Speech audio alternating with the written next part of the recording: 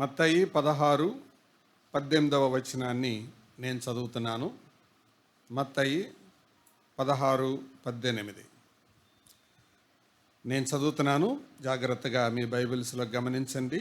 మరియు నీవు పేతురువు, ఈ బండ మీద నా సంఘమును కట్టుదును, పాతాళలోక ద్వారములు దాని ఎదుట నిలువ నేరవు అని నేను నీతో చెప్పుచున్నాను. తిమోతి మొదటి పత్రిక 3వ అధ్యాయం 15వ వచనాన్ని కూడా చదువుతున్నాను. అయినను నేను ఆలస్యము చేసిన యెడల దేవుని మందిరములో, అనగా జీవము గల దేవుని సంఘములో జనులు ఎలాగూ ప్రవర్తింపవలెనో అది నీకు తెలియవలెనని ఈ సంగతులను నీకు రాయిచున్నాను. ఆ సంఘము సత్యమునకు స్తంభమును ఆధారమునై ఉన్నది. చిన్న ప్రార్థన చేద్దాం. పరిశుద్ధుడైన తండ్రి, నమ్మదగిన దేవా, మీకు వందనాలు. మీ ప్రభావం, మీ మనస్సు, మీ యొక్క తగ్గింపు మీ జ్ఞాపకం చేసుకొని ఆరాధించగలిగాం. అంతేకాదు మీ మాటలు మా ఎదుట చదవబడ్డాయి. నేను చేయబోతున్న ధ్యానాన్ని దీవించండి. గడపబోయే సమయం దీవెనకరంగా చేయండి. యేసు ప్రభు నామమున మమ్మల్ని మీకు అప్పగించి వినయంతో వేడుకుంటున్నాము తండ్రి. ఆమేన్.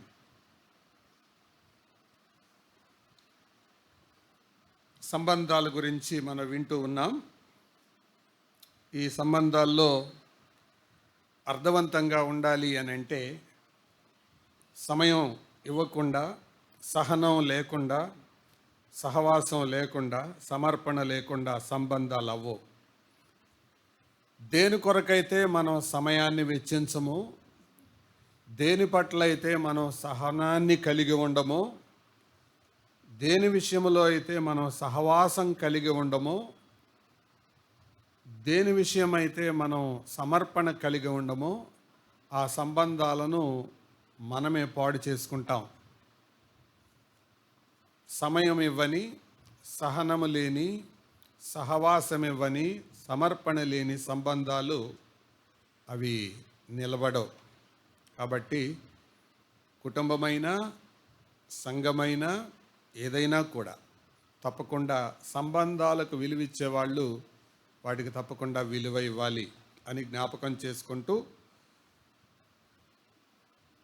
ప్రభువారు ఆయన తన సంఘాన్ని స్థాపించారు, ఆయన నిర్మిస్తున్నాడు. సంఘంతో ఉన్న సంబంధం ఎలా ఉండాలో కొన్ని సంగతులు పోయిన వారం చూసాం. ఈరోజు దాని కొనసాగింపుగా మరొక ధ్యానం మీ ముందు పెట్టాలని కోరుతున్నాను. అది చెప్పడానికంటే ముందు, దేంతోనైనా సంబంధం పెట్టుకోవాలి అని అంటే దాని విలువేంటో తెలియాలి. ఉదాహరణకి, ప్రధానమంత్రి గారితో మనం సంబంధం పెట్టుకోవాలంటే నేరుగా ఆయనతో పెట్టుకోలేం. కాబట్టి ఆయన ఇంట్లో పనిచేసే వాళ్ళు ఎవరైనా వస్తే మనకు అవసరమన్నా లేకపోయినా వాళ్ళ ఫోన్ నెంబర్ తీసుకుంటాం మనం. ఎందుకు? ఎప్పుడైనా పని పడుతుందని. ముఖ్యమంత్రి అయినా అంతే. అంటే ఆయన విలువ తెలిస్తే ఆయనతో అవసరం మనకు తెలుస్తుంది. సంఘం కూడా అంతే. సంఘం యొక్క విలువ మనకు అర్థమైతే దాని కొరకు మనం తప్పకుండా సమయాన్ని వెచ్చిస్తాం.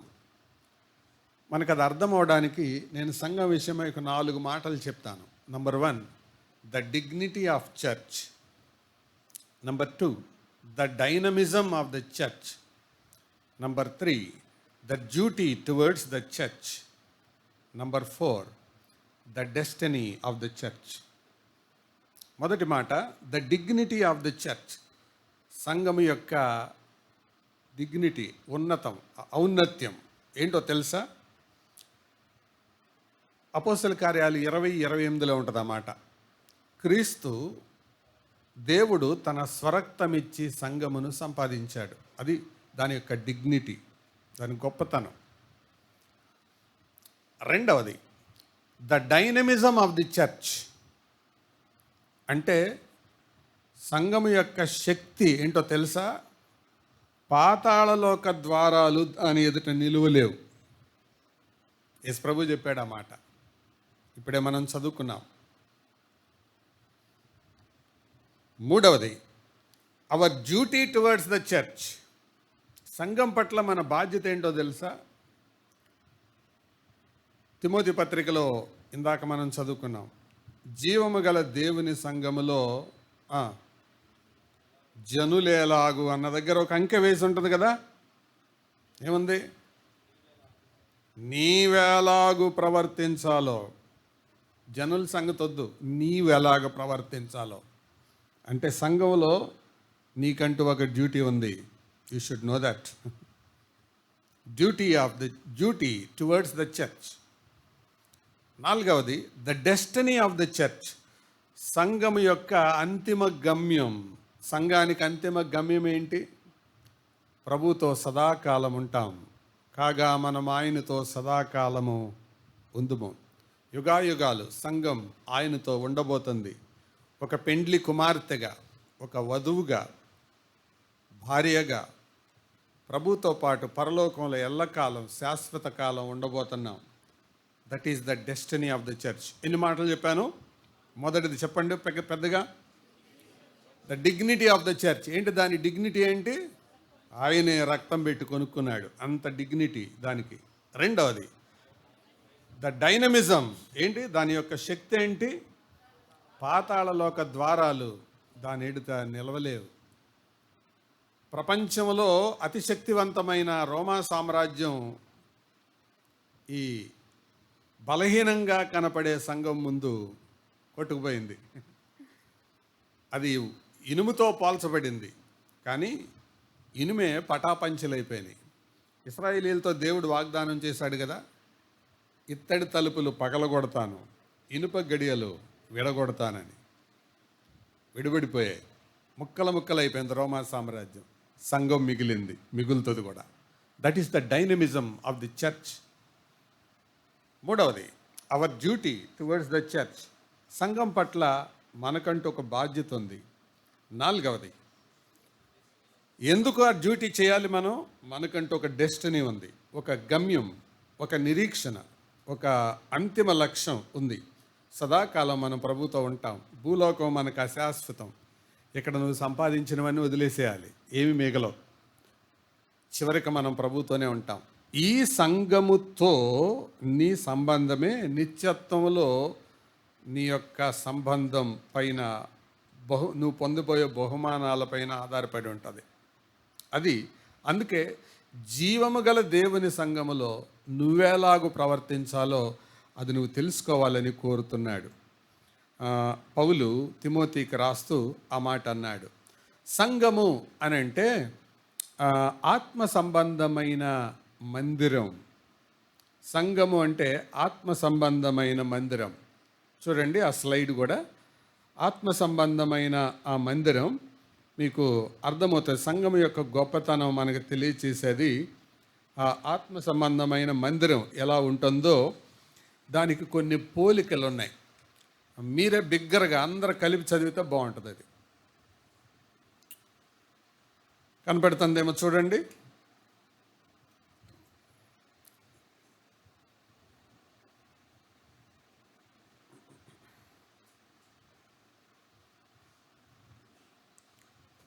అది ఒక పాఠశాలతో పోల్చబడింది, అది ఒక భోజనశాలతో పోల్చబడింది, అదొక వ్యాయామశాలతో పోల్చబడింది, అదొక ఆయుధశాలతో పోల్చబడింది, అది ఒక వైద్యశాలతో పోల్చబడింది, అది ఒక ప్రయోగశాలగా పోల్చబడింది, అది ఒక ప్రదర్శనశాలగా పోల్చబడింది. చదువుతారా? కనపడుతుందా? చదవండి. డల్గా ఉంది కానీ మీకు పెడతారు, ఊరికే బిగ్గరగా చదవండి సారీ. అది ఒక పాఠశాల. పాఠశాలలో మనం ఏమి నేర్చుకుంటాం? చదువు నేర్చుకుంటాం. కానీ సంఘములో మనం ఏమి నేర్చుకుంటాం? దీనత్వము, సహనము, సహవాసము, అది నేర్చుకునే పాఠశాల అది.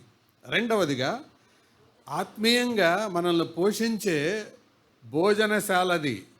భోజనశాల అంటే అక్కడ మనకు ఆత్మీయమైన ఆహారం దొరుకుతుంది.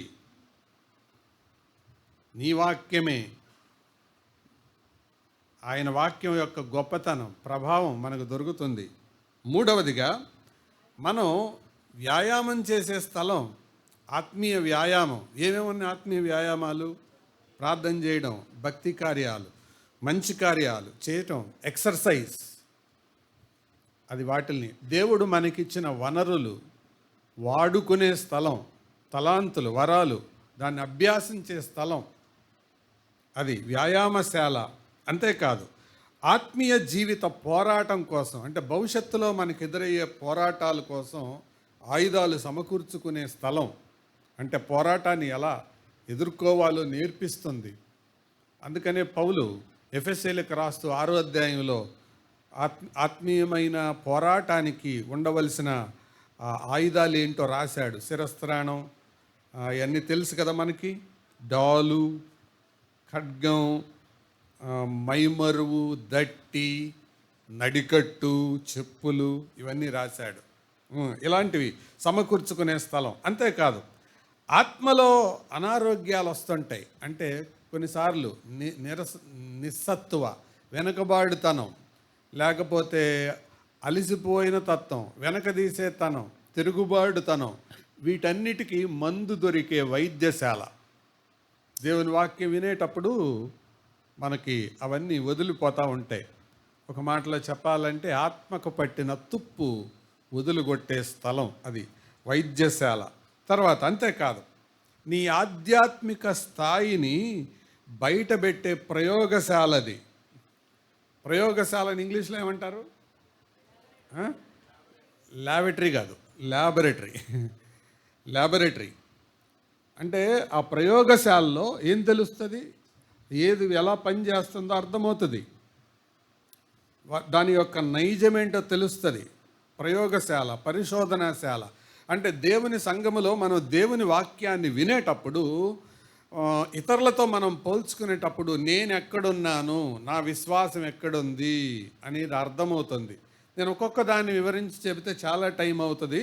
మీరు వ్యక్తిగతంగా ఇంటికి వెళ్ళిన తర్వాత ధ్యానం చేయండి వాటిల్ని, తప్పకుండా మీకు మేలు కలుగుతుంది. అంటే సంఘాన్ని ఇన్ని రకాలుగా మనం వర్ణించుకోవచ్చు.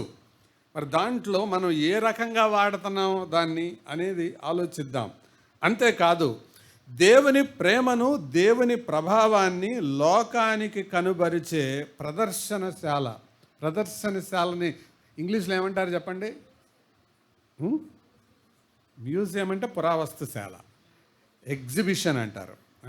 ఎగ్జిబిషన్, ప్రదర్శనశాల. అంటే దేవుని లోకము దేవుని ప్రేమ ఏంటో చూడాలి అని అనుకుంటే దాన్ని ప్రదర్శించాల్సింది ఎవరు?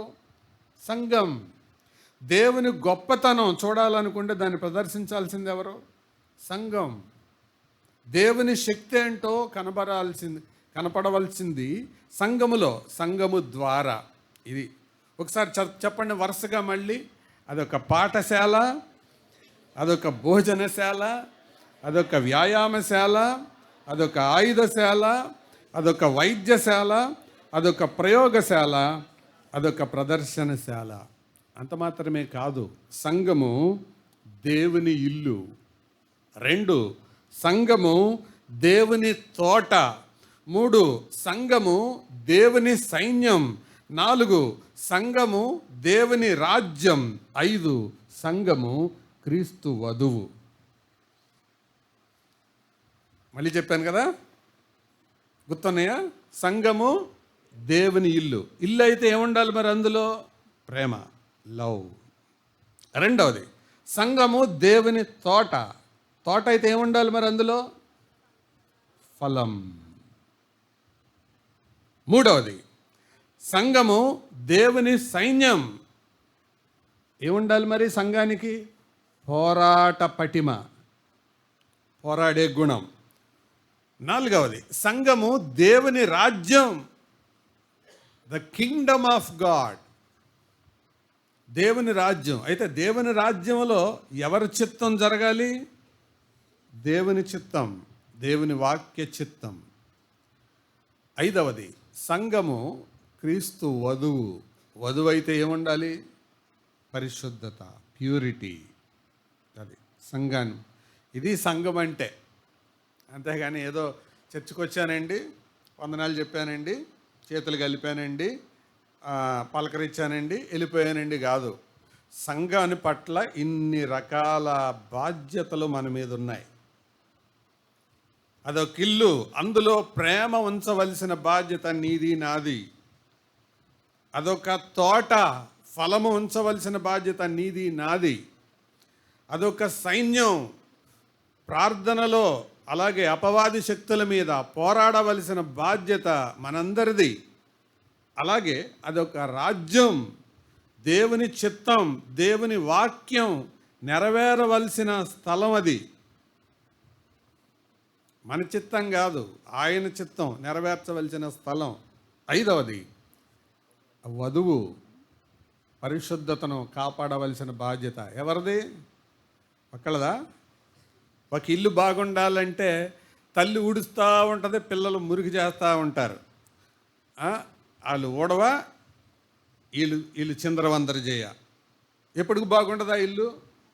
కాబట్టి ఆ సెన్స్ ఎంతమందిలో ఉండాలి? తండ్రిలో ఉండాలి, తల్లిలో ఉండాలి, పిల్లల్లో కూడా ఉండాలి. అలాగే సంఘంలో పరిశుద్ధతను కాపాడవలసిన బాధ్యత ఎవరి మీద ఉండదు? కాపరి మీద ఉంటుంది. పెద్దలు, పరిచారకులు, పరిశుద్ధులు అందరి మీద ఆధారపడి ఉంటుంది. అందులోకి మురికి రాకూడదు. ఎందుకు? అది ఏంటది? వధువు. అపవిత్రత దాంట్లోనికి రాకూడదు. మొదటిగా మన పవిత్రతను మనం కాపాడుకోవాలి. ఇక్కడికి వచ్చేటప్పుడే కడుక్కొని రావాలి. రెండవదిగా అలాంటి అపవిత్రులైన వాళ్ళు ఎవరున్నారో అది కూడా గమనించుకుంటూ వాళ్ళని సరిచేస్తూ ఉండాలి. మాట వినకపోతే వాళ్ళ పట్ల క్రమశిక్షణ చర్య తీసుకోవాలి. అపవిత్రత ఎందుకు? దేవునికి, పరిశుద్ధుడైన దేవునికి పాపము వదల్లేని మానవునికి, గమనించండి ఆ పదం, పాపి అయిన మానవునికి అంటలేదు, పాపము వదల్లేని మానవునికి పొంతన కుదరదు.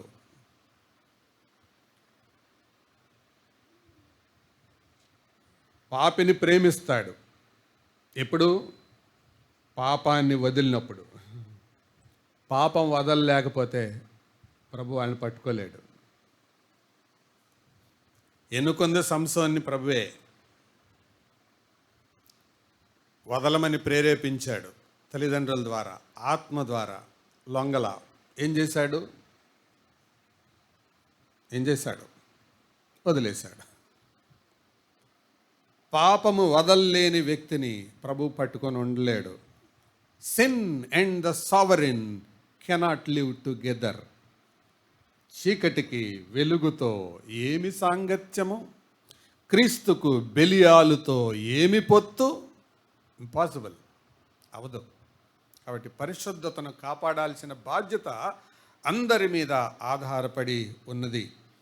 ప్రియులారా, అయితే ఈ దేవుడు ఆ స్థానిక సంఘాన్ని కట్టక మునుపు వ్యక్తులను కడతాడు.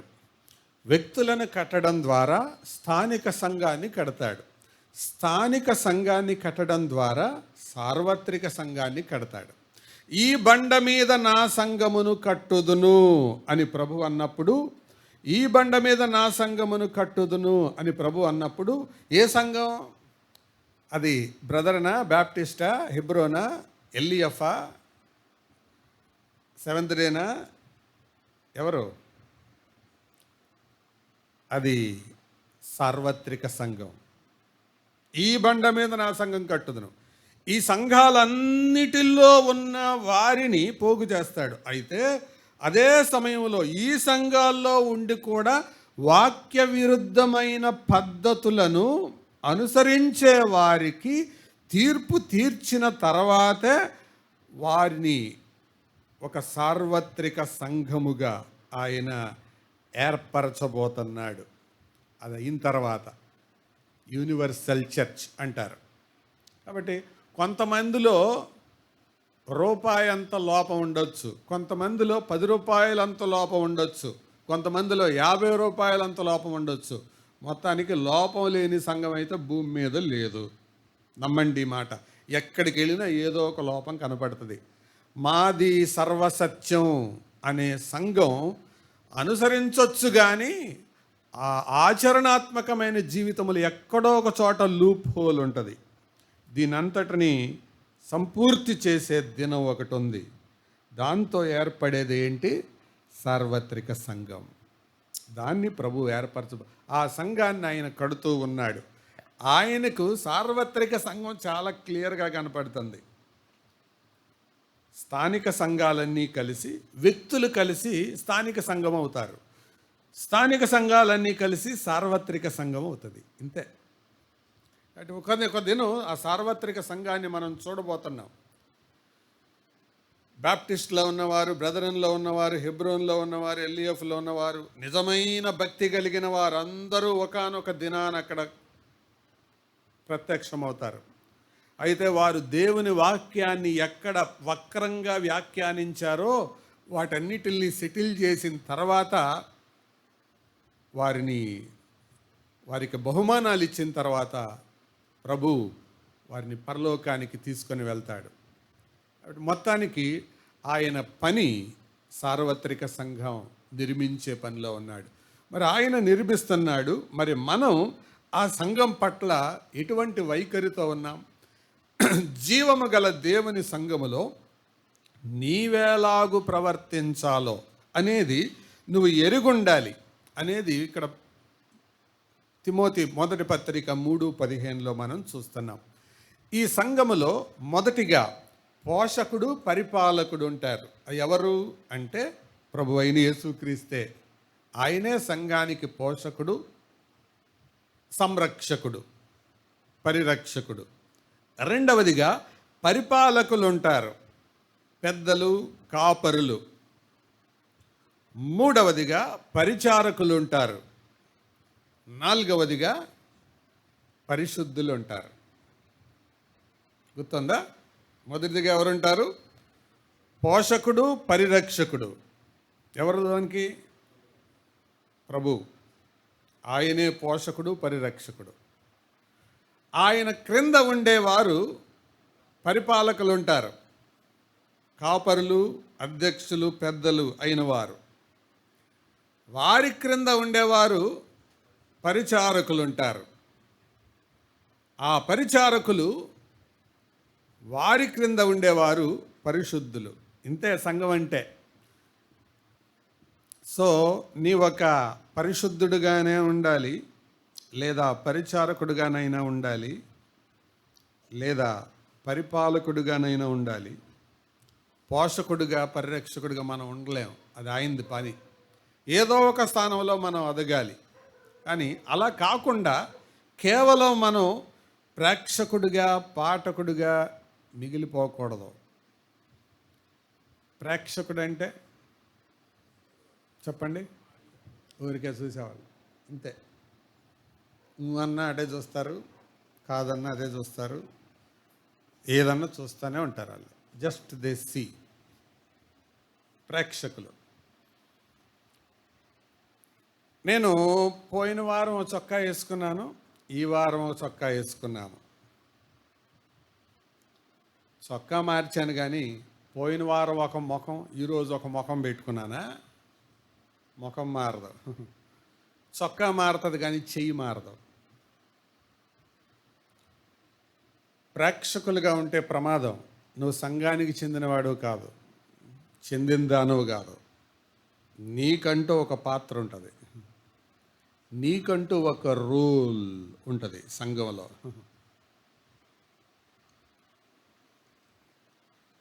ఒక రోజు స్కూల్కి వస్తున్నాడంట, టీచర్ కోప్పడింది, రెండో రోజు కొట్టింది, మళ్ళీ లేటుగానే వచ్చాడు. టీచరు వాడిని పిలిచి, మొన్న కోప్పడ్డా, నేను కొట్టాను, అయినా లేటుగా వచ్చావేంట్రా అంటే, మా అమ్మ హాస్పిటల్లో ఉంది మేడం అన్నాడంట.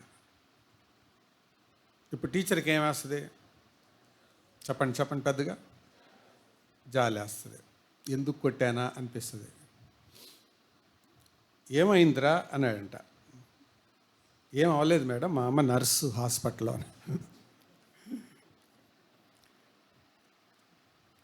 అర్థమైందా? హాస్పిటల్లోనే ఉంది. ఎందుకు ఉంది? కాబట్టి హాస్పిటల్ అంటగా అనగానే మన మైండ్లోకి వచ్చేది ఏంటి? రోగం కోసం వెళ్ళాడేమో అని. కానీ వీళ్ళ అమ్మ ఉద్యోగం కోసం వెళ్ళింది. నవ్వారు. కానీ చర్చికి వెళ్ళాము అని అడుగుతారు ఎవరైనా మిమ్మల్ని, ఎందుకు వెళ్ళావంటే ఏమో అని అంటే, మనం నవ్వేమే పరలోకం కూడా అలాగే నవ్వుతుంది. ఇప్పుడు ఈ వార్తని మనం నవ్వాం కదా, మరి నీ రోల్ ఏంటి చర్చిలో? సంఘం అంటే నీ రోల్ ఏంటి? నీవేలాగు ప్రవర్తించాలో ఎరగాలి కదా. అదే కదా సంఘంతో సంబంధం. కాబట్టి దేవుని సంఘములో ఇందాక చెప్పాను కదా, పరిపాలకులు, పరిచారకులు, పరిశుద్ధులు, 3 రకాల వాళ్ళు ఉంటారు. పోషకుడు ప్రభువే కదా. మనుషులు 3 రకాలుగా ఉంటారు. అయితే అందరూ సమానమైన బాధ్యత తీసుకోరు, కానీ ఏదో ఒక బాధ్యత అయితే తీసుకుంటారు. మీకు అర్థం అవటానికి ఒక చిన్న ఆలోచన.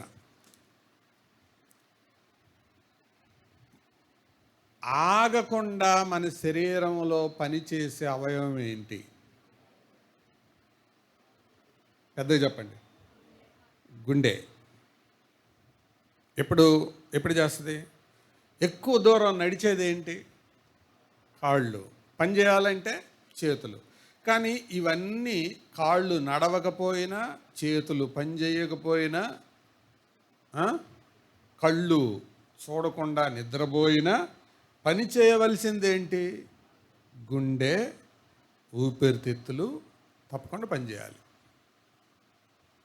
అలాగే సంఘములో కూడా ఎక్కువగా పనిచేసే వాళ్ళు కొంతమంది ఉంటారు, ఎక్కువసేపు పనిచేసే వాళ్ళు కొంతమంది ఉంటారు. అర్థమవుతుంది కదా. కొంతమంది కాళ్ళలాగుంటారు, కొంతమంది చేతుల్లాగుంటారు, కానీ కొంతమంది గుండెలాగుంటారు. గుర్తుంచుకోండి, గుండెలాగుండేవాళ్ళు పైకి కనపడరు, కానీ నడవాలన్నా పని చేయాలన్నా గుండె సరిగా ఉండాలి. కానీ కనపడేదేంటి? ముఖం, కాళ్ళు, చేతులు, కళ్ళు, ఇవే కనపడతాయి. కానీ అవి కనపడతానంటే అర్థం ఏంటి? దాని వెనకాల సపోర్ట్ చేసే గుండె, ఊపిరితిత్తులు ఉన్నాయని. అట్లాగే సంఘం అంటే కనపడేది కొంతమంది ఉంటారు, కనపడని వాళ్ళు కొంతమంది ఉంటారు. ఏ పరిచర్య గొప్పది అనేది మనం ఏం పోలిక పోల్చొద్దు. దానికి లెక్క చూసేది ఎవరు? ప్రభు. ఆయన చూస్తాడు. అయితే కనపడని వాళ్ళు సనుక్కుంటా చేస్తున్నారా, కనపడేవాళ్ళు అతిశయంగా చేస్తున్నారా, దానికి కూడా లెక్క ఉండేది అక్కడ దేవుని దగ్గర. మొత్తానికి ప్రతి వానికి వాని క్రియ చొప్పున ప్రతిఫలం ఇచ్చే ఒక రోజు ఉంది. అయితే సంఘములో ఒక 5 రకాలైన మనుషులను నేను మీ ముందు పెడతాను. సంఘం అంటే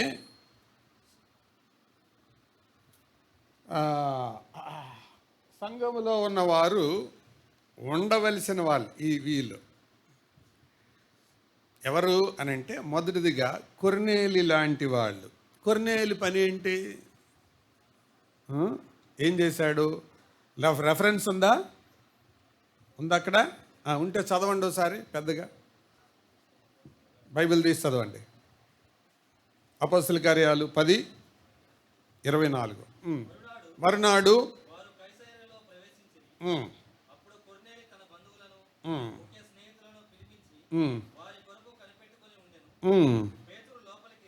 పేతురు లోపలికి రాగా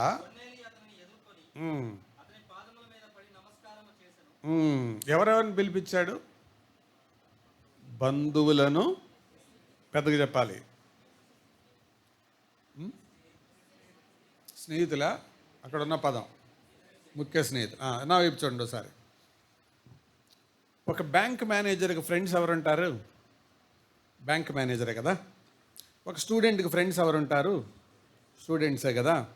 ఒక నర్సుకి ఫ్రెండ్స్ ఎవరుంటారు? నర్సే కదా. ఒక టీచర్కి ఫ్రెండ్స్ ఎవరుంటారు? టీచర్లే కదా. కొర్నేలి ఒక శతాధిపతి, ఆయనకు ఫ్రెండ్స్ ఎవరుండి ఉంటారు? శతాధిపతులే కదా. కాబట్టి కొంతమందిని సమకూర్చాడు. ఎందుకు? దేవుని సేవకుడు వస్తున్నాడు, దేవుని వాక్యం విందు రమ్మని. కాబట్టి సంఘములో ఉండే మనము నంబర్ 1, సమకూర్చే పనిలోనైనా ఉండాలి. రాజశేఖర్ రెడ్డి గారు ముఖ్యమంత్రిగా ఉన్నప్పుడు ఆయనకు వంట చేసే ఆయన ఒకసారి హెలికాప్టర్ విజయవాడ మన స్టేడియంలో ల్యాండ్ అవుతుంటే మన దగ్గరికి ఆరాధన కొరకు వచ్చాడు హైదరాబాద్ నుంచి. ఏంటి తమ్ముడు ఎలాగొచ్చావు అని అంటే, అన్న సార్ వస్తున్నారన్నా అందుకే నేను వచ్చాను అన్నాడు. మాట్లాడుతూ ఫోన్ తీసుకొని బయటికి వెళ్ళి ఒక 10 నిమిషాలు మాట్లాడి, అన్న సారీ అన్న మీతో మాట్లాడుతా మధ్యలో వెళ్ళిపోయాను అన్నాడు. ఎందుకు అంత అర్జెంట్ కాల్ అని అడిగితే, ప్రతి ఆదివారం మేము ఒక కుటుంబాన్ని దేవుని సన్నిధికి తీసుకొని వెళ్ళడం అలవాటన్న మాకు. భార్య, నేను, పిల్లలు కూడా. ఒక రోజు మార్చి రోజు ఆ వారంలో వాళ్ళని కలుస్తాం. ఆదివారం కొరకు ప్రిపేర్ చేస్తాం. ఒక ఆటో మ్యాన్ కూడా కలిసి ఆ ఆటో మ్యాన్కి డబ్బులు ఇచ్చి ఆయన పికప్ చేసుకోవాలని చెప్తాను. ఈరోజు డ్యూటీ ఉండి విజయవాడ వచ్చాను కదన్నా, కాబట్టి వాళ్ళు మిస్ కాకూడదని నేను ఇక్కడ ఫోన్లో భార్యకి, పిల్లలకి, ఆటో మ్యాన్కి చెప్తున్నాను. అందుకే కోఆర్డినేట్ చేసుకోవడానికి మధ్యలో బయటికి వెళ్ళానన్నా అంటున్నాడు. వేరే ఊరు వచ్చాడు, కానీ మనసు ఆలోచనలు ఏముంది, నేను వాళ్ళతో వారం మాట్లాడాను, వాళ్ళు ఏమైపోయారో, వాళ్ళు చర్చికి వెళ్తారో మానేస్తారో అని. ఎంతమందికి ఉందండి ఈ అలవాటు? దేవుని సన్నిధికి వచ్చేటప్పుడు ఒంటరిగా రాకుండా వచ్చే అలవాటు ఎంతమందికి ఉంది? కానుకలు తెస్తారు కానీ అన్యజనుల అర్పణ ఏమైనా తీసుకొస్తున్నారా? అన్యజనులు అను అర్పణ ఉంది తెలుసా? రోమపత్రికల పదం అన్యజనులు అను అర్పణ. ధన రూపంలో మనం తెస్తున్నాం, జన రూపంలో ఏమైనా తెస్తున్నారా? సమకూర్చేవాడు. కొర్నేలియస్ ద గ్యాదరర్, సమకూర్చేవాడు. అది మొదటి మాట. ఇలాంటి వాళ్ళకి చెప్పేటప్పుడు 2 రకాలుగా చెబుతారు. విశ్వాసులు 2 రకాలు. ఒంటె క్రైస్తవులు, రెండవది కోడి క్రైస్తవులు. ఒంటె క్రైస్తవులు అంటే ఇక 10 ఏళ్ళవని 20 ఏళ్ళవని ఆ ఒంటెలాగా ఒంటరిగా మారెత్తుకొని బైబిల్ పట్టుకొని వీళ్ళ మట్టుకు వీళ్ళే వస్తారు. వీళ్ళెవరు చెప్పండి పెద్దగా? ఒంటె క్రైస్తవులు, ఒంటెలు అన్నమాట. కోడి క్రైస్తవులు అంటే ఎవరు? కోడి ఒంటరిగా రాదు, చుట్టూరు పిల్లలు ఉంటారు. యెహోవా నిస్సిలో నువ్వు ఒంటెవా కోడివా నాకు తెలియదు. గ్యాదరర్. రెండవది ఏముంది? బర్నబాస్ ద గివర్, దాతృత్వం కలిగిన వాడు. అపోస్తల కార్యాలు 4:36లో యోసేపు కాదు ఉండెను అని అర్థమిచ్చు బర్నబా అని పేరు పెట్టి ఉండరి. భూమి గల చాలు అతను అదంతా అమ్మేసి తెచ్చి అపోస్తల పాదాల దగ్గర పెట్టి గివర్. బర్నబాకి ఇష్టమైన పని ఏంటి? ఆయనకు గివర్ అంతే. రెండవది లివర్, బతికేవాడు. లివర్ అంటే ఖాళీ ఏమనుకోబాకండి. బర్నబా చేసిన ప్రసంగం ఏదని మనకు పెద్ద కనపడదు అక్కడ, కానీ ఆయన జీవితమే ఒక ప్రసంగం. You need not give a sermon, but ఆయన ఎవరో నాకు జ్ఞాపకం లేదు, ఒక మంచి మాట అన్నాడు. Preach the sermon, use words if necessary. ప్రసంగించు, అవసరమైతేనే పదాలు వాడు. అర్థమైందా? ప్రసంగం చేయి, కానీ ప్రసంగం అనగానే ఏంటి? ఒక ముందు మనిషి నిలబడి వాక్యం చదివించి వినేవాళ్ళని చూసుకుంటూ చెప్పేవాడిని ప్రసంగికుడు అంటారు. కానీ ఆయన ఇచ్చే నిర్వచనం ఏంటి? Give sermon, use words if necessary. బర్నబా అలాంటోడు. ఆయన ఏమి పెద్ద చెప్పేదే ఉండదు, ఆయన చూసి ప్రజలు చెప్పుకునేదే ఉంటుంది. Just his life is an example. ఆయన జీవితం ఓ ప్రసంగం అంతే. నువ్వు నోరు తెరిచి వాక్యం చెప్పలేకపోవచ్చు, కానీ నీ దాతృత్వం, నీ యొక్క జీవిత విధానం అదే ఒక ప్రసంగంగా ఉంటే సెకండ్ కేటగిరీ. మూడవది చెప్పండి. Peter the detector. పసిగట్టగలిగిన పేతురు. ఎక్కడెక్కడ పసిగట్టాడు చెప్పండి, మీరే వాక్యం ఎరిగిన వాళ్ళుగా. రెఫరెన్స్ చెప్పండి. అపోస్తల కార్యాలు 5లో అననీయ సప్పీరా అని, 6లో సనిగే వాళ్ళని, విధవరాళ్ళు సనుగుతున్నారు కదా, సో అక్కడ పరిష్కరించి తర్వాత 8వ అధ్యాయంలో గారడి సీమోన్ని పసిగట్టాడు. పసిగట్టే వాళ్ళు కూడా ఉండాలి. దేవుని సంఘానికి వచ్చే వాళ్ళు అందరూ మంచి మనసుతో రారు. అర్థమైందా? అందరూ మంచి మనసుతో రారు, అందరూ మంచి హృదయంతో రారు. పసిగట్టాలి దాన్ని. దీన్నే ఆత్మ వివేచన వరం అంటారు.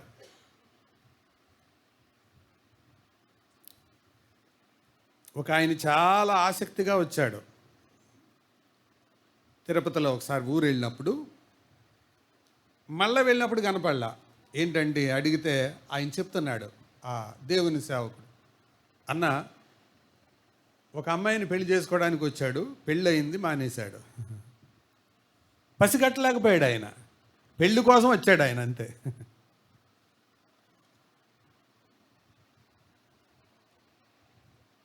పేతురు ఇలాంటి వాళ్ళు కాదు. చర్చికి రావడం, ఊరికి కూర్చోవటం, వెళ్ళడం కాదు. ఈ నేచర్, ఈ తత్వం అబ్బాలి. అలాగని వచ్చిన వాళ్ళందరిని అనుమానించమని కాదు, కానీ గమనించాలి. Peter the detector. మూడవది పాల్ ద బిల్డర్. నిర్మించేవాడు, కట్టేవాడు. ఎవరు? పౌలు నిర్మాణకుడు, కడుతున్నాడు. హి వాజ్ బిల్డింగ్. అతడు నిర్మించకపోతే అతడు కొరింథీయులు కట్టబడేవాళ్ళు కాదు. అందుకే అంటాడు, నేర్పరి అయిన శిల్పకారుని వలె నేను పునాది వేసితని. కట్టేవాడు, కట్టే పని. ఈ మాటలు ఉదయం ప్రారంభంలోనే నేను చదివాను.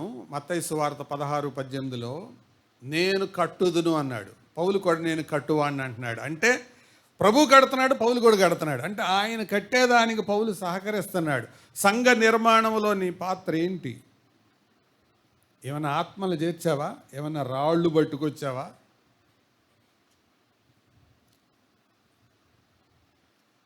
హగ్గై గ్రంథంలో ఆ మాట ఉంటుంది, మీరు పర్వతములెక్కి మ్రానులు తెచ్చి మందిరం కట్టడానికి మ్రానులు కావాలి. అది హగ్గై, పాత నిబంధన. ఇప్పుడు రాళ్ళు కావాలి, సజీవమైన రాళ్ళు. మన ద్వారా సంఘములో నిర్మించబడిన వాళ్ళు ఎవరైనా ఉన్నారా?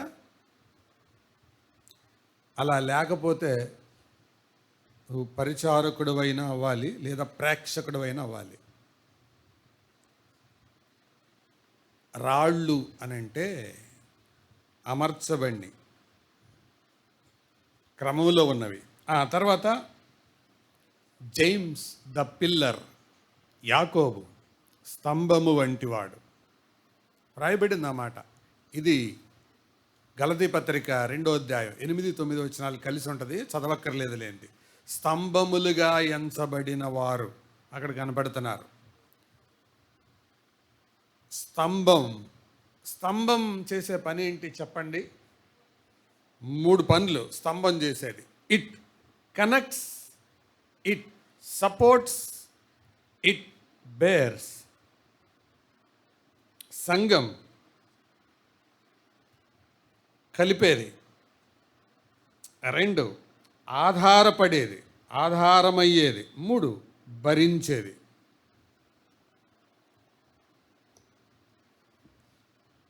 జేమ్స్.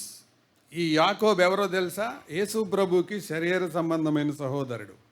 ఇంకా చెప్పాలంటే ఆలస్యంగా రక్షణ పొందినవాడు. యేసు ప్రభు పునరుద్ధానుడయ్యే వరకు యాకోబులో మారు మనసు కలగల. ఎందుకంటే యేసు ప్రభుని ఇంట్లో అన్నయ్య అని పిలవడం అలవాటు. ఇక అంతే. ఇంట్లో వాళ్ళకి పెద్ద విలువ ఉండదు కదా. అలాగే యేసు ప్రభుని నమ్మలేదు. అయితే కొరింథీ మొదటి పత్రిక 15వ అధ్యాయంలో రాయబడ్డట్టు ఆయన యాకోబుకు కనబడెను అని మనం చదువుతాం.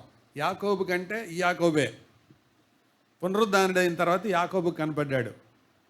దాన్ని మనం నమ్మడానికి మరొక కారణం ఏంటంటే యేసు ప్రభు శిలువ మీద పలికిన 3 మాటల్లో, అది 7 మాటల్లో 3వ మాట, ఇదిగో నీ కుమారుడు నీ తల్లి అని యోహాన్తోనూ మరియతోనూ మాట్లాడతాడు కదా.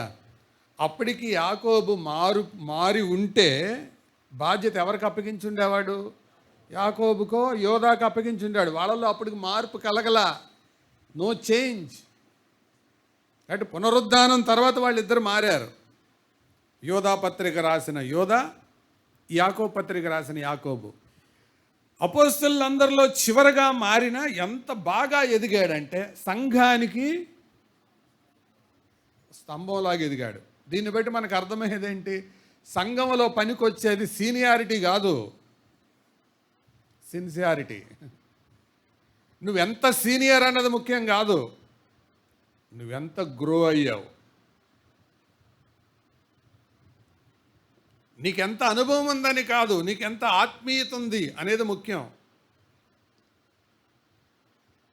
అందుకే యోహాను ఆయన రొమ్మున ఆనుకునే శిష్యుడితో పాటు కొత్తగా రక్షించబడిన ఈ యాకోబు స్తంభముగా ఎంచబడ్డాడు. చూడండి ఆ మాట, 2వ అధ్యాయం గలతీ పత్రిక 8వ వచనం. అనగా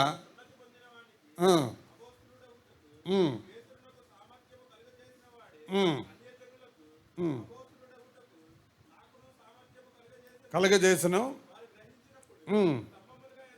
గమనించండి, స్తంభములుగా ఎంచబడిన యాకోబు, కేఫా, యోహాను. ఎవరెవరు ఉండి? కేఫా అంటే ఎవరు? పేతురు. యోహాన్ అంటే ఎవరు? వాళ్ళు ఒక మంచి జంట కదా. ఎవరు? పేతురు, యోహాన్లు మంచి జంట. ఎక్కడ అపోస్తల కార్యాలు చాలాసార్లు కనపడతారు. ఆ జంటతో పాటు ఏం చేరాడండి? ఎవరు? అంటే నేను వస్తానని అంటాం కాదు, ఈయన భక్తి విశ్వాసం చూసి ప్రజలు అలా ఆధారపడిపోయారు ఆయన్ని. స్తంభం ఎంత గొప్పదో తెలుసా? ఇదిగో ఇక్కడ ఒకళ్ళు ఆనుకున్నారు, వీళ్ళు ఆ స్థలం వదిలిపెట్టరాళ్ళు.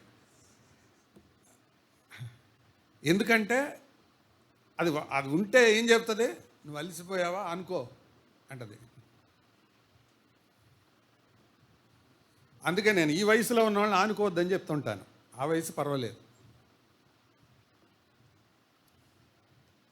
స్తంభం అది దాన్ని చూడగానే ఆధారపడతాం మనం. చాలాసేపు నిలబడ్డాం. బస్ ఎక్కినప్పుడు కూడా చూడండి, బస్ ఎక్కాం, సీట్లు లేవు, నిలబడతాం. నిలబడ్డాక కడ్డీ పెట్టుకుంటాం. కడ్డీ అంటే ఏంటి? బీమ్ అన్నమాట. ఒకవేళ అందులో మళ్ళీ పిల్లర్ ఉంటే కడ్డీ పట్టుకొని మళ్ళీ పిల్లర్ కానుకుంటాం. అవునా కాదా? అర్థమైందా చెప్పింది? అంటే పైన ఆధారమే కాదు, తెలియకుండా. అంటే స్తంభం అంటే ఉద్దేశం ఏంటి? దాని మీద ఆధారపడతారంతే. తెలియదు, అదేం పిలవదు, కానీ చూడగానే అనిపిస్తుంది ఏమని? దీని మీద డిపెండ్ అయిపోవాలి అని. ఇలాంటి వాళ్ళు కావాలి. అంతేగాని ఏ మాటకు ఆ మాట మాట్లాడి ఇతరులు నొప్పించక తాను అవ్వక తప్పించుకు తిరుగువాడు ధన్యుడు సుమతి, ఎస్కేపై సిరుగువాడు ఎక్సలెంట్ సుమతి. ఇలాంటి వాళ్ళు కాదు సంఘానికి కావాల్సింది. పిల్లర్ లాంటి వాళ్ళు కావాలి. పిల్లర్. చెప్పండి, నువ్వు పిల్లర్వా? నీ మీద ఎవరు ఆధారపడవచ్చు? నీ మీద ఎవరు ఆనుకోవచ్చు? ఒక సమస్యలో ఉన్నవాళ్ళు, ఒక ఇబ్బందిలో ఉన్నవాళ్ళు, ఒక అయోమయ పరిస్థితుల్లో ఉన్నవాళ్ళు ఎవరైనా ఆధారపడవచ్చా? జేమ్స్ ద పిల్లర్ లేటుగా రక్షణ పొందాడు, కానీ ఒక అత్యున్నతమైన మహోన్నత స్థితికి ఎదిగాడు. 5 టైప్స్ చెప్పండి. మొదటి మళ్ళీ ఒకసారి రివ్యూ చేద్దాం. Cornelius the gatherer, Barnabas the giver, Peter the detector, Paul the builder, James the pillar. Pillar చేసే పనులేంటి? కనెక్ట్స్. దేనికలా కనెక్ట్ చేస్తుంది? పునాదిని, గోడని, పైన స్లాబ్ని. అవునా? పిల్లర్ అదే కదా చేసేది, ఫౌండేషన్. పునాది ఎవరు? యేసుప్రభు. గోడ ఎవరు? విశ్వాసులు. భగవంతునికి భక్తునికి అనుసంధానమైనది అంబికా దర్బార్ బత్తి. అది సాంబ్రాణి కడ్డీ అడ్వర్టైజ్మెంట్. కానీ యాకోబు ప్రభువుకి విశ్వాసికి అనుసంధానమైన వాడు. కనెక్ట్స్. దారి తప్పిపోతున్న సంఘానికి మీరు ఇంటికెళ్ళాక చదువుకోండి ఎంత బాగా డీల్ చేస్తాడో. అపోస్తల కార్యాలు 15వ అధ్యాయంలో సంఘంలో వచ్చిన సంక్షోభాన్ని ఇప్పుడు మనం చదవటానికి సమయం లేదు. రెండవది, ఇట్ సపోర్ట్స్. ఆధారపడేలాగా చేసుకుంటుంది అది. ప్రోత్సాహం, బలం. నాకైతే అనిపించింది 12వ అధ్యాయంలోనే అపోస్తల కార్యాల్లో యాకోబు చచ్చిపోయాడు. ఏ యాకోబు? యోహాను సహోదరుడి యాకోబు. వెంటనే సంఘమంత అయోమయ స్థితిలో ఉండగా దేవుడు పిల్లర్ని లాక్కొచ్చాడు. ఎవరా పిల్లరు? ఈ యాకోబు.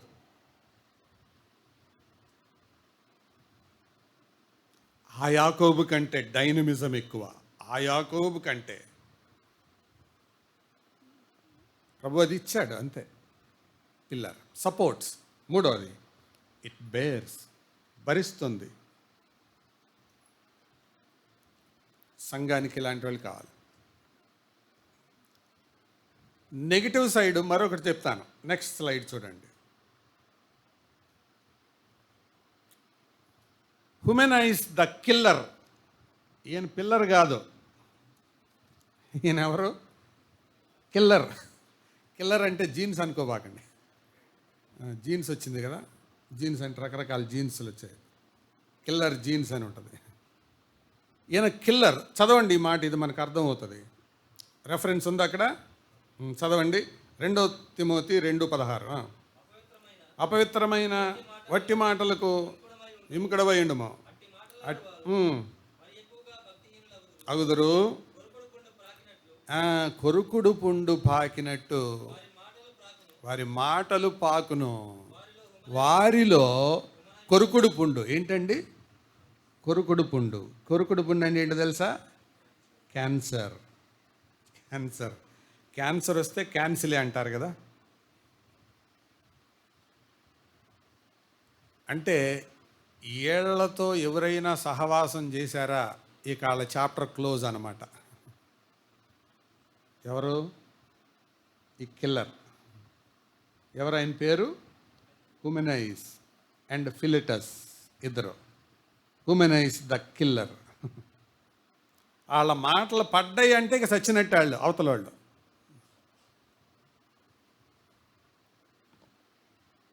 ఇదొక టైప్. వేస్ట్ మాటలు, కొరుకుడు పుండులాగా వెళ్ళిపోతాయి ఆ మాటలు.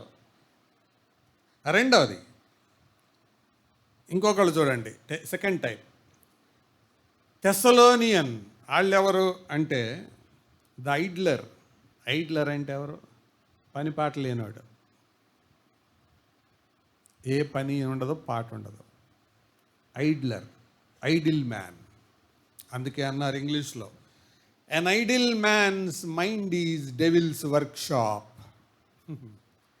దానికి జక్కి దేవరాజు గారు తెలుగులో చాలా బాగా అనువాదం చేశారు. ఖాళీగా ఉండే సోమరివాడి మనసు సాతాను ఆఫీసు. సోమరివాడి మనసు సాతాను ఆఫీసు. ఐడ్లర్, ఏ పని ఉండదు. ఇదొక టైపు. ఏ పరిచర్యలో పాలు పంపులు పొందరు, ఏ పని చెయ్యరు, కానీ వేరే వాళ్ళ జోలికి వెళ్తారు. మీరు తర్వాత చదువుకోండి, అది తెస్సలోనిక పత్రికలో ఉంది. కొందరు ఏ పని చేయక ఇతరుల జోలికి పోతున్నారు అని అంటాడు. మూడవది ఎవరు? డేమాస్ ద డిజర్టర్. డిజర్టర్ అంటే ఎవరు? విడిచిపెట్టి వెళ్ళిపోయేవాడు. దేమా ఇహలోకమును స్నేహించి నన్ను విడిచి తెస్సలోనికకు వెళ్ళాను. దైవ సేవకుని సహవాసం కంటే తెస్సలోనిక బాగా నచ్చింది. సేవ కంటే సుఖం, ఆత్మీయత కంటే ఆకర్షణ నచ్చింది, వదిలేశాడు. యవనస్తులు ఉన్నారు, జాగ్రత్త. ప్రభువుని వదిలేసి లోకం వైపు పడతారేమో, దేమాలు అయిపోతారు. దేమా అనేది గుర్తొస్తే ఆత్మీయ జీవితంలో కామా పడ్డట్టే. కామా పడితే నెక్స్ట్ ఫుల్ స్టాపే పడుతుంది. డేమాస్ ద డిజర్టర్. తర్వాత కొరింథియన్ ద గ్రంబ్లర్. సనిగే కొరింథీయుడు. కొరింథీ మొదటి పత్రిక 10వ అధ్యాయంలో మనం చదివాం. వీళ్ళు కూడా సంఘంలోనే అంటారు. సంఘంతో ఉండే సంబంధాలు ఇట్లా ఉంటాయి. సో 2 స్లైడ్లు ఉన్నాయి, ఆన్ చేసండి. 2 స్లైడ్స్ ఉన్నాయి, 2 గ్రూప్స్ ఉన్నాయి. వీటిల్లో మనం ఏ కేటగిరీలో ఉన్నాం ఆలోచించండి. ఎందుకో తెలుసా? That decides your rewards there. నీ బహుమానాలు ఎలా ఉండబోతున్నాయో వీటి మీద ఆధారపడి ఉంటుంది. రేపు పరలోకంలో నీ బహుమానాలు ఎలా ఉండబోతున్నాయో వీటి మీద ఆధారపడి ఉంటుంది. మనం అందరం అక్కడికి వెళ్తాం. భూలోకంలో నీకు ఉద్యోగం ఉన్నా లేకపోయినా,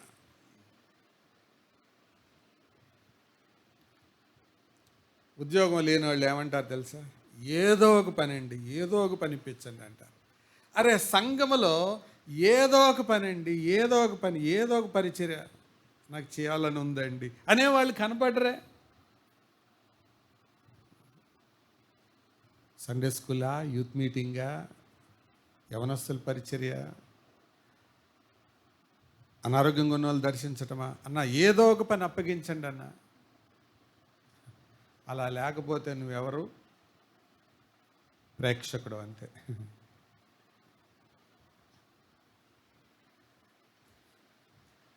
రైల్వేకి పోలుస్తుంటారు దీన్ని. రైల్వేలో ఎప్పుడు అలర్ట్గా ఉండాల్సింది ఎవరు? ఇంజిన్లో వాళ్ళు. వాళ్ళకి సహాయం చేయాల్సింది ఎవరు? లాస్ట్ బోగిలో ఉండే గార్డులు. వాళ్ళ పని ఏంటి? సిగ్నల్ చూసుకొని జెండా ఊపటం అంతే. ఊపేసిన తర్వాత వాళ్ళు కూడా నిద్రపోవచ్చు. కానీ వీళ్ళు నిద్రపోవటానికి లేదు. ఎవరు? వాళ్ళు నిద్రపోయారంటే ట్రైన్ కొలాప్సే. వాళ్ళు ఒకవేళ నిద్ర వచ్చినా కళ్ళు అలా ముయ్యటమే కానీ కూర్చోడానికి, మంచం వేసుకొని దిండు వేసుకొని పడుకోవడానికి లేదు అక్కడ. వాళ్ళు పని చేస్తూనే ఉండాలి. ఆ మధ్యలో టీటీలు ఉంటారు. ప్యాసింజర్ ఎక్కినప్పుడు టికెట్ చెక్ చేసి పడుకో పడుకో పడుకో అని చెప్పేసి ఆ టికెట్ ఉందా లేదా అని చెప్పి పంపించేస్తారు. నెక్స్ట్ వాళ్ళు కూడా పడుకుంటారు.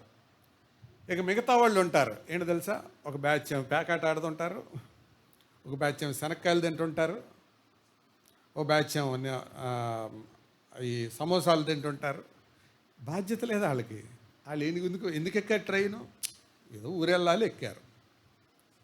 ఊరెళ్ళాలి అని ఎక్కిన వాడుకును ఊరు తీసుకెళ్ళాలి అని తోలేవాడికి ఇద్దరిలో ఒకే మైండ్ ఉంటుందా? సేమ్. చర్చిలో కూడా అంతే. నడిపించే కాపరికి అనుసరించే విశ్వాసికి సేమ్ మైండ్ సెట్ ఉండదు. ఇదే కొలిషన్, ఇదే పోరాటం. వాళ్ళు ఆలోచించేది ఒక రకంగా ఉంటుంది, ఒక విశ్వాస ఆలోచించేది ఒక రకంగా ఉంటుంది. వాళ్ళు ఆలోచించేది లాంగ్ రన్లో దృష్టి పెట్టుకొని ఆలోచిస్తారు. నెక్స్ట్ ఏం జరగాలి, నెక్స్ట్ ఏం జరగాలి. కానీ వీళ్ళేంటి? అరే నాకు శనక్కాయలు అందలేదురా, నాకు సమోసా రాలేదురా ఈజ్ అనుకునే వాళ్ళు ఉంటారు. నా చివరి ప్రశ్న, దేవుని సంఘానికి are you a pillar or a killer? దేవుని సంఘానికి నీవు స్తంభమా, ఉరి కంబమా? Don't know, decide yourself. దీని మీదే రేపు ఆధారపడి ఉంటుంది. ఎందుకో తెలుసా? ప్రభు రేపు వచ్చేది దేనికోసం? సంఘం కోసం. సంఘం కోసం, సంఘంతో సదాకాలం మనం ఆయనతో ఉండబోతున్నాం. సంఘము కొరకు ఆయన ఏం చేశాడు, ఆయనతో సహకరించడానికి నేనేం చేశాను అన్నదాని మీద నా నిత్యత్వం, బహుమానం ఆధారపడి ఉంటుంది. అందుకే పౌలు అన్నాడు, అయ్యా నాకున్నవన్నీ సమస్తంగా పెంటతో సమానంగా ఎంచుకున్నాను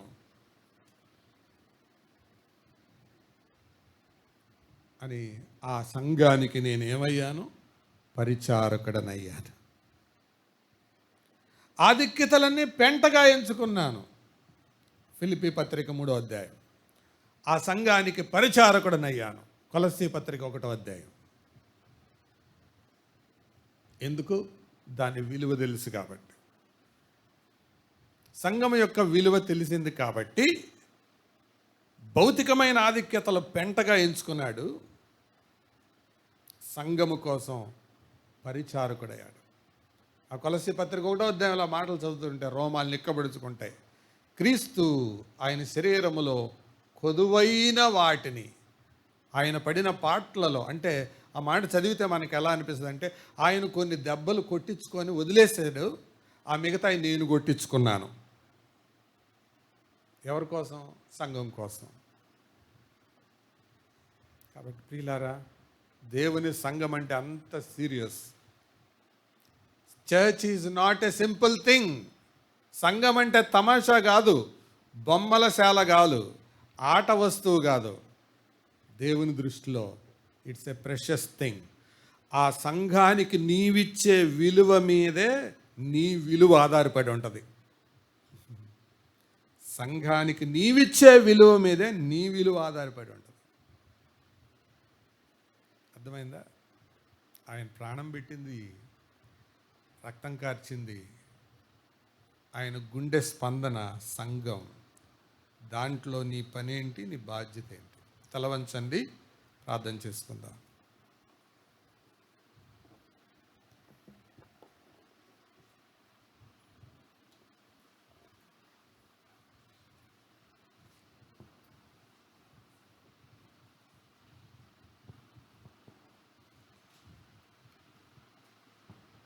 మనందరి పక్షంగా కపిల్ ప్రార్థన చేస్తుండగా అందరం ఏకీభవిద్దాం.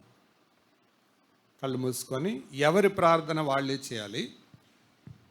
అందరి పక్షంగా ఒకరు ప్రార్థనలో నడిపిస్తుంటారు. సర్వదయా కృపణిదైన మా దేవా మీకు స్తోత్రాలు తండ్రి. ఆశ్చర్యకరుడు ఆలోచనకర్త అయిన మా గొప్ప దేవా మీకు స్తోత్రాలు నాయన. తండ్రి, మమ్మల్ని ప్రేమించి మా కొరకు మీరు ఏర్పాటు చేసి ఇంత గొప్ప ప్రభు దినమును బట్టి స్తోత్రాలు నాయన. ఇందులో ప్రభువుగా ఉన్నటువంటి మిమ్మల్ని మరొకసారి మమ్మల్ని మేము పరీక్ష చేసుకోవడం కొరకు మీరు ఇచ్చిన ఎన్నో మాటలు బట్టి స్తోత్రాలు నాయన.